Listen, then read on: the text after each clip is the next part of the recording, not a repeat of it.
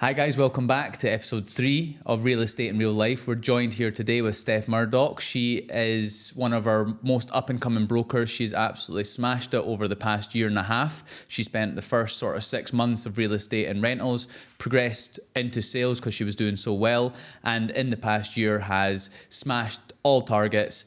And yeah, really excited to have her here today. So listen up, a lot of knowledge will be there. And the important part about these is we're getting all different people from all different walks of life. We've got people who have been at university, we've got people who have not, we've got boys, we've got girls, we've got people who are over the age of 30, we've got people who are 21. So I want to give a good spread of what Dubai real estate is like from all different angles. And let's get on with it. Hi, Steph. Hello. Hi. Hello. How are you? Very good. How are you? I'm good, thanks. Brilliant. I'd like to know, first of all, and I'm sure the viewers would like to know, what was home life like for Steph back in Edinburgh? Growing up, I came from like a middle class family. I mean, my mum was a single parent growing up. You know, it was just pretty standard. I mean, she gave us everything that we could have dreamt of, but also there was times where we struggled. So it's kind of, pushed me to have a better work ethic, if that makes sense. So yeah, life was good. And obviously before I moved here, I had bought my own house and, I had a really good job that was paying good, and I enjoyed my life back home. So yeah, it was good. Fantastic. It's interesting because the last person we had in as well, family life was good, had times that they struggled, and it also led to a good work ethic as well. So I definitely think that's something that a lot of the people out here have in common. Yeah, definitely. It's a lot of people have the same kind of background, but a lot have completely different backgrounds. It just, everyone comes from different homes and different families. But yeah, basically that's me, and that's where I came from. But there was nothing bad about my home life at all. It was just pretty standard. Brilliant, fantastic. And what did you do back home before you maybe I done moved to car Dubai? sales for 4.5 years. Okay. I actually really enjoyed it, but obviously Dubai has been on my mind for a long time, so it was time to take that next step. And how did you find car sales? Did you find it tough? Did you just enjoy the job? Anyone that's in car sales in the UK will know that it's probably one of the most toxic environments, but it's so rewarding being in a sales role. Like it develops you as a person, and I found it. Sometimes it was really tough, but I did find it really rewarding. It's helped me buy my first home myself. So there's no complaints about that again. I really enjoyed it at the time. And you were a high performer? Yeah, I was a high performer in my branch. I always done quite well, and I got quite a big name. Sounds ridiculous, but I got quite a big name in Edinburgh for being someone to buy cars off. So yeah, I did enjoy it. I really did. Amazing. That's fantastic. So Steph, you were a high performer in the UK. You were probably earning half decent money. You enjoyed car sales and it was controlling your own paycheck. What made you move to Dubai, and was real estate your first choice? Yes, it was my first choice. And it's funny that you say that, Calum, because I had an interview with a company that you worked with when I was 19. I'm now 27. So 8 years down the line, 7 years down the line, I finally made the jump to come across. So real estate was my first choice. And obviously you being here and speaking to you all those 8 years ago has made me come and do this job now. Yeah. So it was first choice real estate. And you also wish you'd came sooner? Yeah, I'm sure we've had that conversation. I really do wish I came sooner, but also I'm glad at the time I came, because I don't know if I would have done as well back then as I am doing now. So I'm grateful for being here now. Definitely. You may have came earlier and thought, oh, I'm missing out on things in the UK. Exactly, like buying a house and doing the things that you think that's the way that you're supposed to go. So I'm actually... Sometimes I'm like kicking myself, like if I had come sooner, what would have happened? But I'm also really grateful. No, definitely. And it's not as if you can turn around and be like, oh, I got here late and I'm not doing well. Exactly. You're obviously performing fantastic. I'm happy with where I'm at. Yeah. So it's just, Yeah, it's really good. It's really good, and it's better late than never, as they say. Exactly. So Steph, obviously you've moved here, you're doing well, it's great. But a lot of people, they see these TV programs like $1 Million Listing or Selling Sunset. And I know that was a big thing during COVID. A lot of people were watching that and going, oh, I'm just going to go to Dubai and do real estate. Yeah, exactly. And it wasn't just you. There was a lot of people making that jump. How does Dubai real estate compare to the glitz and glam of these TV programs and how it's set out? Yeah, I mean, there's aspects of the job that are glamorous, and it is amazing. The properties that you get to see, the millions of dirhams worth of properties is amazing. But that's only 5% of the job. 95% of it is hard work, and that's the part that no one sees, especially on a TV program. Yeah. I've watched Selling Sunset. I'm a big fan. I love it. Me too. But all you see is the glamorous side of the one viewing to a deal, and you never see the hard work and the hours that goes in behind it, and the mental exhaustion that goes in also behind it. So it does compare in terms of, there is the glamorous side, of course. It is amazing to go to all these properties and see properties that you would never see in the UK. Yep. But there's the hard work side of it that you never see on TV. Of course, no, 100%, and I agree, and it's something that we're very transparent when people move here. I mean, I'm sure it's said in every interview that Jodie or Daisy do, just so you know, it's not like Selling Sunset, it's not like $1 Million Listing. You don't just walk in the door and suddenly become a millionaire on day one. Exactly. You've been doing it 1.5 years now. What things do you find hard in the industry? What struggles have you had in the industry? I would say, you know, obviously there's a lot of competition, which everyone will know and everyone should know. There's a lot of competition, and, you know, there's a lot of more experienced brokers, and that's one thing that I would feel that is a challenge, is, you know, becoming one of the best in your area. Also in my area specifically, obviously I do MBR, there's a lot of different cultures, different languages, you know, a lot of language barriers that I find challenging, but there's always obviously ways to work around it, which you obviously need to try and figure out. So yeah, that's kind of the biggest challenges that I find, and obviously the rest of the hard work that also goes with it. Of course. Now, following on from that, I've got a follow-up question. So these brokers who are really experienced that you're talking of, do you ever feel like experienced brokers in the market just rest on their laurels because they're experienced and don't still put in the hard work? It's a hard question. I feel like there's a lot of experienced brokers. I am not half as experienced as a lot of brokers, and I am experienced, but there's a long way to go to even get to that point.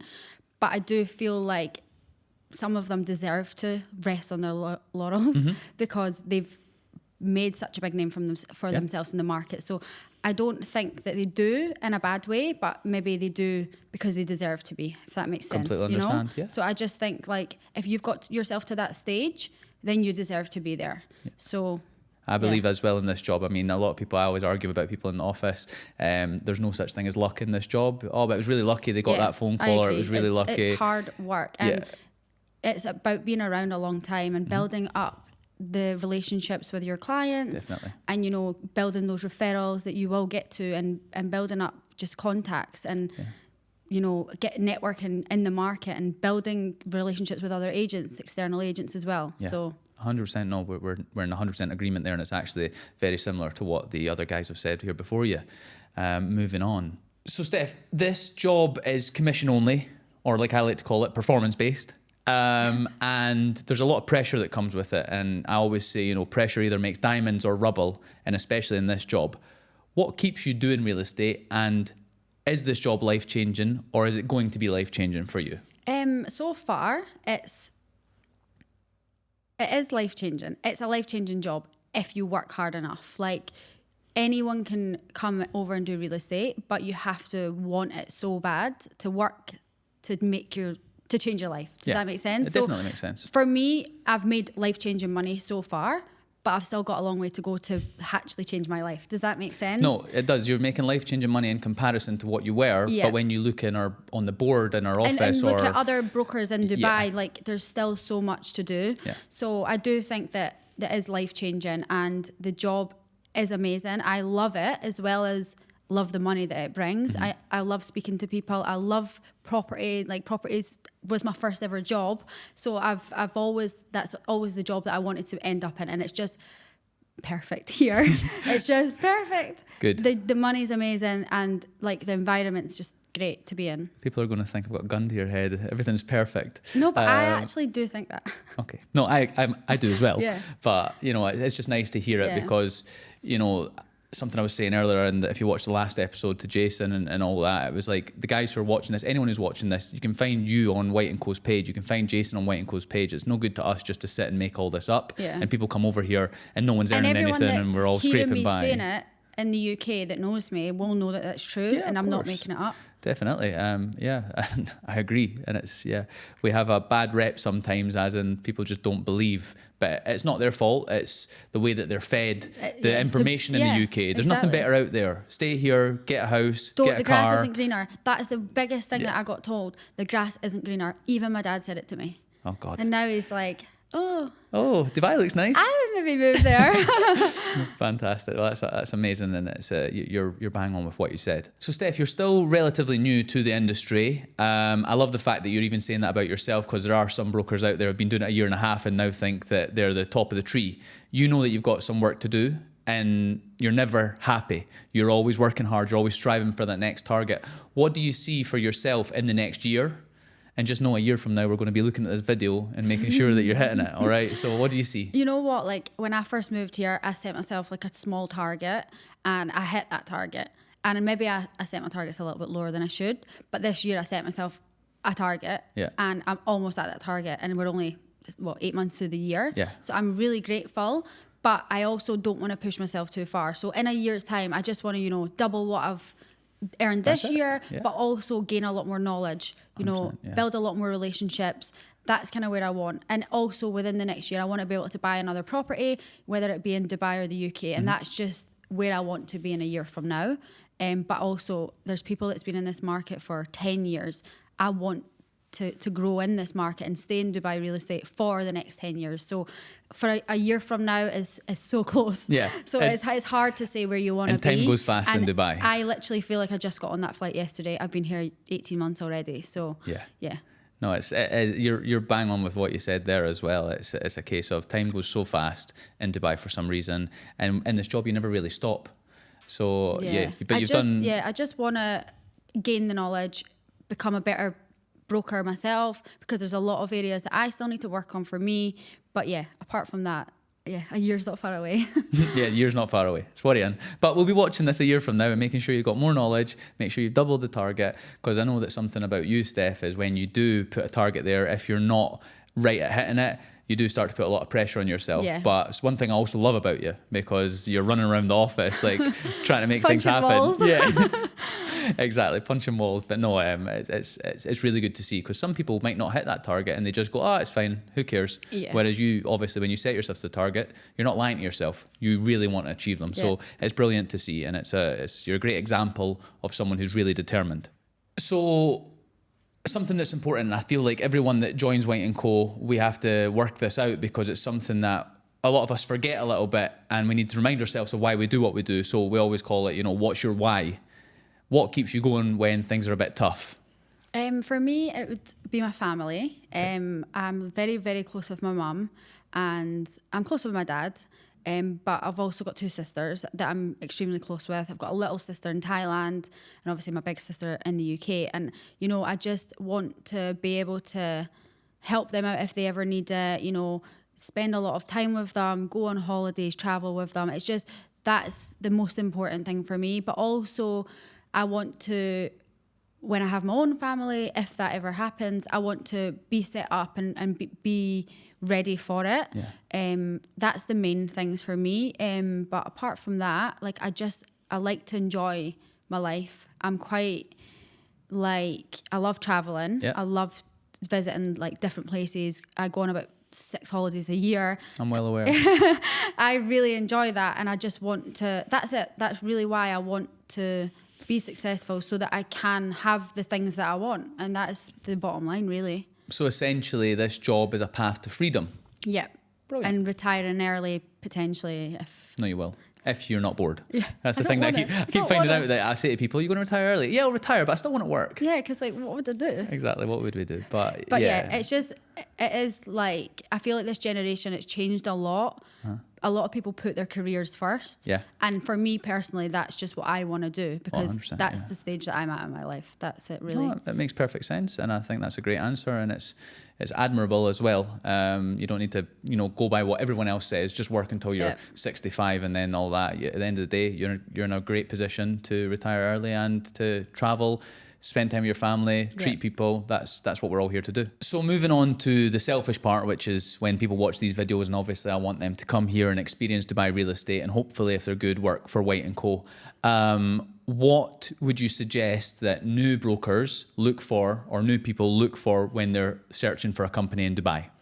I think, obviously, I've only ever worked for you, Calum, and that was always the plan because I've known you for 10 years. Yeah. But I do think that it's such a good idea, first of all, to interview with multiple companies. Not too many, but just a couple, so that you can see the differences. First of all, with the people that you're interviewing with, the recruiters, how will they tell you about the job? Because anyone can glamorize it and sell you the dream. I also think that incentives and the way that they look after their staff and the support systems and the training and everything like that is very, very important, because I done sales for years. I'd done property in the UK, then I went into car sales, and I had no idea what Dubai real estate was about to be. And without that training and support for the first week, and then going forward for months, we have on-floor team leaders and sales directors to help us with any questions. I think that's really, really important, and it has to be available for you, because I just don't think you can succeed without having that on hand. No, I agree. And something obviously about White & Co, and I can only talk about White & Co, is I've seen things that I've missed at other companies and I wished I had, and simply we've tried to implement that here. Yeah. And I'm very blessed that obviously you've never worked. I've never been at another company, so I can't comment on that side of it. And I think there's some amazing companies out there. I've got friends at other companies that absolutely love it and would not leave to join White & Co, which is a shame, but they obviously enjoy it. So I just think you have to go for a company that, has got good reputation, has got a big name, and also looks after their staff, because that is really important, especially being away from home, not having your family, not having your friends. You need all the support around you that you can, because there is tough times in this job, and there's times where you want to quit and want to cry, and you need people around you, and that's like really, really important. I definitely think that's the biggest thing. I agree, and I think everything you've said there, it solidifies, looking for a company, make sure you suit it as much as it suits you. Don't just go into somewhere because you've Googled who's the biggest in Dubai and then just go and join there. You don't want to be just another number. So that person has picked a company, they're deciding they're going to go and work there. What advice would you give to a new broker who's starting in the industry? And, you were one of the hardest workers, you still are one of the hardest workers. What else is important on top of the hard work? I would say I do agree that I'm hardworking, but I also think I did get sucked in when I first moved over to the nights out, the brunches, the not working weekends. And luckily I managed to pull it back through working late. And, I did do a lot of weekends and stuff. But I would say when you first move here, the most important thing is you need to just work like you've never worked before, because that the first few months to the first year is literally the most important. And I wish I could have changed some things, but also I did enjoy myself. So I'm not I'm not unhappy, but I also think you need to, work every weekend, not 7 days a week, don't have a break, but work every weekend, do the viewings on the weekends if your friends are going to brunch. Stay in the office late, see what other people are doing, speak to experienced brokers. It's one thing I've never done, is speak to experienced brokers and take, pieces of advice and, just learn from the best. And I think now having that, I've got experienced brokers that I'm friends with and they're more experienced than me, and I do take a lot of things that they do and now take that into action, if that makes sense. So, you replicate it in what exactly. you do. So I do think that's a big thing, is always, never think you're the best, because there's better. So you want to get to that better. So what can you do to get there? Replicate what they're doing, because they're good for a reason. Yeah. Does that make sense? Yeah, definitely. So I just think, the weekends, first of all, that's really important to work weekends. When people can do all the viewings. But also you don't want to, I understand people don't want to come here and work 7 days a week, but you won't do that forever. I don't work weekends now. I agree. I do viewings if the viewings come up, but I don't have to, sit in the office all the time. But what's funny is yourself, Rianne and Jason, the past two people and yourself have all said the same, that now weekends are your own. Don't get me wrong, we know it's real estate, no, your phone never stops. Phone never stops. But you aren't I'm working weekends. And as you progress through the market or time doing it, it becomes easier and easier, I think. I think, it's one of those jobs that you have to put all the effort in first. It's like any job. If you start your own business, you have to put everything into it. And then eventually you start reaping the benefits. And that's exactly what real estate is. You reap the benefits down the line. It's not a walk in and do a deal and make millions in the first week. So definitely. I just think, I hope that people know that before they come and join, that you do need to work hard. I've got a question that's not on the list here, so I'm just going to throw it at you, see what you think. So you said that, you get the odd people that might get a viewing on the weekend and they think, oh, I'm going to brunch instead. Do you think people forget the value of money when you move here, considering that viewing, even if it's a rental client for 200,000 dirham, that's still over £1,000 in your pocket. If you were in the UK, would you miss a night out for £1,000 if your salary take home per month was like 1,600, 1,800? Yes, and that's the thing. When you move here, the concept of money is completely different. Yeah. Because I have probably before, I shouldn't really admit this, put off a viewing that could have probably made me £1,000, £2,000. Yep. But it's just so easy to then think, oh, well, I can just reschedule it and stuff like that. It's the worst kind of attitude. While you're have. Rescheduling it, someone else is going to go and do it. Yeah, another agent is available. Money. And you just do forget, because you also want to have a good time. You want to enjoy yourself. We're still young. We want to be going out and, meeting new people and making friends and just enjoying Dubai. Definitely. But also, what's more important to you? And that's the bottom line. Well, that's the thing, is that tenant could become a buyer. Exactly. And that buyer could be your biggest. I done a rental viewing last year that turned into a 30 million sale. Yeah. So, it just shows. You just never know. So you have to just prioritize what's most important to you. And as you know, a lot of people do come here and it doesn't work out because they're prioritizing wrong. I seem like I'm saying this every single time we have a podcast, but I keep telling people, if you treat it like a holiday, it will be a holiday. Yeah, you say it all the time, but it's literally so true. Yeah. So Steph, even with all the training that we've got at White & Co, with the 4 directors, then we've got myself, then we've got the area managers, we've got all these support systems, the best CRM in the world, Salesforce, we're the number 3 lead generator in all of Dubai. I sound like I'm just going on bragging about White & Co, but we've got all these things, and yet still sometimes people come into the market or come into this company and they still don't make it. We know it works, so there must be something wrong. Is this job for everyone? No, the industry is not for everyone. I think a lot of people think it's for them until they come in and realise that it isn't all what it seems. It's not a hard job. It's just hard work. And everyone everyone's probably said it on this podcast, but it is so true. It's just hard work, constant, and it's tiring and exhausting, but it's so rewarding. Yeah. But it's not for everyone. Some people are just not salespeople. Some people don't want to work hard. Some people are quite happy with a salary, and that is absolutely fine. Yep. But it's just, it's not for everyone. There's probably a small majority of people that it is for. Mm-hmm. But there's a lot of people that, are happy just to float by. Yeah. And there's a lot of people that, want to really push themselves. So it's not for everyone. I wouldn't say. Yeah, and I don't think much more needs to be said than that. There's 20,000 or supposedly reported 20,000 real estate brokers in Dubai now. I reckon 10% make money. Yeah. It's not for everyone. And if people want to try it and it's not right for them, as long as they put their all in. It's just like any job though. Exactly. Everyone's got a right to want to try any job in the world. Not any job, but any job that they can get in with no qualifications. Yeah, exactly. It can be great for everyone. Yeah. And I've had friends that have done this job and it's not been for them. Yeah. And that's absolutely fine. And there's a lot of my friends at home that just say that would not be for me. Mm-hmm. And that's also okay. Yeah, there's nothing wrong with what you're saying. I've been preaching for the past 9 years, telling everyone I know to come and move here. And obviously I get a few of yous like yourself, but there's plenty that don't come and it's not for them. And that's perfectly fine. It doesn't mean they're doing anything wrong. It doesn't mean that there's any issues with that. It's just not for them, and that's cool. Yeah. So I've asked about the new broker that comes into the market and how they need to, put in the hard work, make sure that they do this, do that. What about the top 1% broker? Those people that are in the market right now probably taking home £1 million a year or more. What do you think separates them from the other brokers? Obviously, I can't comment as being part of that because I'm miles off that for a start.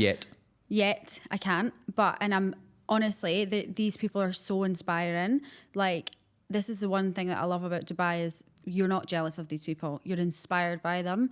And I just think these people they've stuck around through the hard times. They've done all the hard work, way more than I could even imagine, is necessary, and they've built the relationships. You know, I think that's one of the biggest things, is building relationships. You just don't know who you're going to meet and what that relationship could turn into, especially in this market. Dubai is a crazy place. People from all over the world are investing here now. Yeah. So I just think that probably separates the 1% to the rest. The rest. Yeah. Yeah, is the relationship building. I could be wrong, but that's my personal take on it. I think that's probably the most important. But also just making sure that they, you know, always like keep bettering themselves and keep having market knowledge and learning. It's not just about walking up to a viewing and doing a viewing and selling a house. It's about knowing every single thing about that property, about the area, about the market at that time. Yeah, I agreed. So to be a top 1%, do you think you have to be doing this a certain amount of time, or do you think brokers can come into the market and become a top 1%, top 5% broker within the first couple of years? Yes, I do think that you can be. I'm not commenting for myself, I'm just talking in general terms. Yeah. I think that you can be if you work hard enough. Anyone can be if you put the effort in, for sure. I don't want it to be 10 years before I'm there, but there's people that have been in the market 20 years and there's been people that have been in the market 3 years that could be doing the same. Yeah. It's just all about how you apply yourself to the job. That's all my questions just now, Steph, about brokerage. I think I've annoyed everyone enough about that. But what about Dubai is so great that it's your place where you now call home? First of all, I'm sure we can agree, the weather's amazing. Yeah. I am such a cold person, so being in the sun is the biggest thing for me. But also, obviously, it's tax-free, endless opportunity. You just don't know where you could go in your life. And also, it's just an amazing place. Like, so many people come here on a holiday now. Like, I'm so grateful. Like, all my friends visit here. You know, I've got 3 of my friends coming this year on holidays. And, you know, it's just... I just love Dubai. Yeah, it's speechless. And it's so funny because I actually decided to move here before I'd even been on holiday. And now that obviously I'm here, there's endless opportunity, which is a massive thing. And also, I love the people that live here. I think obviously I've made a lot of friends, but everyone's the same type of person as me and the same type of person as you. Everyone just wants to do well and like push each other. And I just feel like... Yeah, No, but it's a good point, because you got to think, like, at the end of the day, there's nothing wrong with anyone back home. I love my friends who are back home, so on and so forth.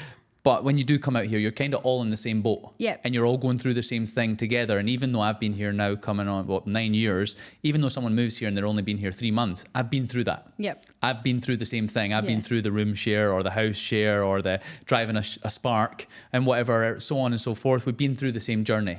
And back home, even though your friends might be doing this, might be doing that, most of the time you have slightly different journeys. Whereas over here, you're all starting from scratch. And everyone's just got the same mental attitude here, I think. Yeah. Like, especially the people you surround yourself with, your friends. Like, everyone pushes each other. And that's what I really like. Everyone's just so positive here. Yeah. But it probably helps that we live in the sun. No, it definitely does help. And you can go to the beach club on a Saturday. Yeah, you wake up every day, you don't need to worry about, is it going to be raining today? Yeah. So obviously, for my purposes, when people are moving over, I want them to know that there's a support system, that they're going to make friends, they're not going to be too lonely. I know that in the beginning, you just sort of get your head down. But, you know, you moved over yourself. How did you make the friends that you've got, and where are those friends from? Are they friends from the gym? Are they friends from the office? Are they friends that you knew already? How does that work? I think, obviously, moving over, first of all, to start this job, you're going to be a confident person. You're going to be a people person. So it's very easy to make friends in the office. When I moved over, I was grateful to know a couple of people in the office on a know you level. It wasn't a friendship level. I had one friend in the office. That was Jason. But you obviously, over time, I've made a lot of friends in the office. A lot of them are from Scotland. A lot of them are from England. You know, I've just made a lot of different friends, and I'm really grateful for that. But I've also made friends outside of work that don't work in the industry, that, you know, work for Emirates or PAs. And it's just a nice mix. And it's just like anywhere, you're going to make friends. Yeah. And it was, I was so worried before I moved here as well. I've got an amazing group of friends at home. I could not fault any of them. I love them to pieces. But I was so worried that I was not going to make friends here. Just going to come over here and be stuck by yourself every day. Yeah, because you just don't know what to expect when you've never lived there. Like, I'm just thinking, how do you make friends? Like, how do you even, where do you start? But it's just so naturally it comes, and you'll meet people first of all in your training group, and then in your team, and then you'll meet friends, mutual friends, and friends of friends, and it's just I think the thing is everyone's been in the same boat, so I think people are very and everyone open to becoming understands friends. each other, and everyone understands that. Oh, I've been there myself for a month and not been on a night out. Like, it's just, everyone is so friendly as well. And, everyone just welcomes you, and it's really, really nice. So if someone is on the fence about, moving to Dubai, or maybe starting in real estate, or even leaving their home country, what would you do? Or what would you tell them, sorry? I would always say do it, because I took 9 years to do it, or 8 years. I'm so, as we said at the beginning, I wish I'd done it sooner. But I also feel like, what is the worst that can happen? You can go back. You've always got a home. You've always got your family and friends at home.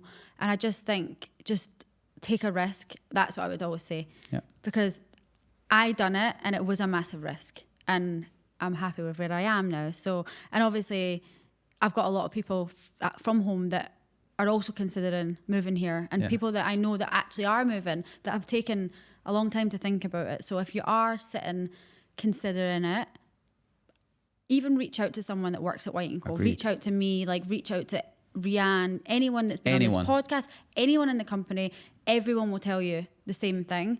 Do it. It's just the best ever. I just think, if you're on the fence, you have to think about it. I was quite impulsive. I came to Dubai in the October, and by the December, my house was sold. Yeah. And I came literally a month later. So I just think, do think about it, but don't take too long to think about it. Well, you're someone who had a lot to lose. You sold your house, you sold everything, you upped and left. So, and it's worked out one of the best decisions you've ever made, I hope. Yep.